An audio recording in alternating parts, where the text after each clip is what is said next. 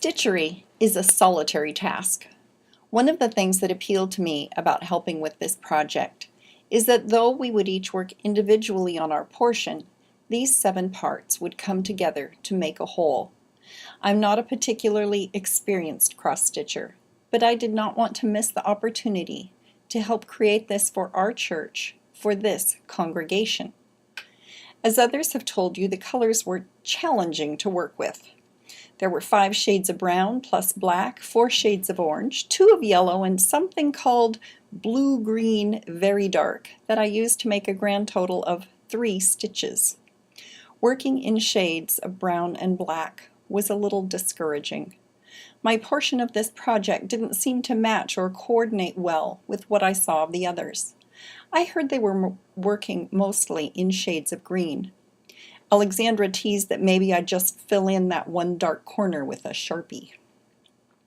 There are approximately 4,800 cross stitches in my section. Cross stitch is really very simple. One little stitch across the square from one corner to another, make a row, cross back over to the start, so now you have little X's. Wait, are those supposed to be canary or lemon?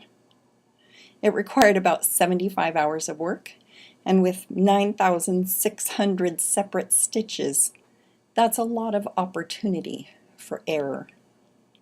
Frequently, when a cross-stitcher shows her work, she will say, "Don't look at the back." It's the back that tells you where she had trouble, where she lost her way, or was not as careful, as skillful as she could have been. The back of a project with many colors can be all higgledy-piggledy with floss running here and there. Some years ago I saw a wonderful exhibit of embroidery from China. It was on very fine silk fabric, using single strands of silk thread. The fabric was transparent, and the works were displayed upright with glass on both sides. It was impossible to tell the front from the back. They were equally beautiful, perfect, and in complete harmony. I want my life to be like that, for the view from the outside and the inside to match perfectly. Cross-stitch has a way of reminding you that you're not perfect and you're not going to be. You use all the right colors, work neatly, you try to be done with the project on time, and then something happens. Distraction, weariness, a moment's inattention, and you have to stop and take stock of exactly where you are. It's easy to mess up, to lose your way. Depending on how bad your mistake is, you could find yourself cutting out your work, wasting a lot of time and embroidery thread. As I worked on this piece, I thought about how valuable it is to be a little different. The colors of the kaleidoscope are more intriguing to me than something monochromatic. You could say that I enjoy a little chaos.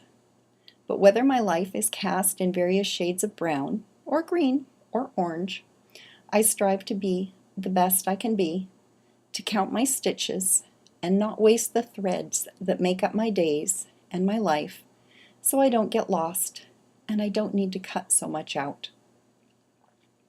I have counted my stitches and watched the pattern take shape into something recognizable.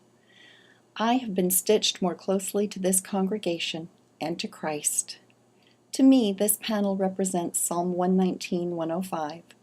Thy word is a lamp unto my feet and a light unto my path. Thank you for sharing Christ's path with me.